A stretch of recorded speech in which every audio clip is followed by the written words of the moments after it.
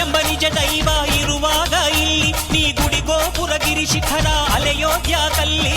ಎತ್ತೋಳ ಕಾಲಡಿಯೇ ಪ್ರತಿ ದೇವರು ಉಂಟು ಕೈ ಮುಗಿದು ತಲೆಬಾಗು ಸ್ವರ್ಗ ನಿನಗುಂಟು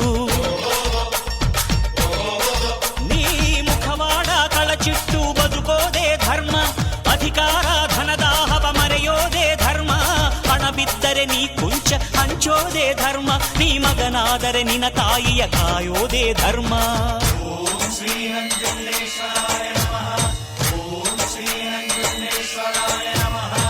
ತನಗೆಂದು ಬದುಕೋನು ತವರಿಗೆ ಹತ್ತಿರ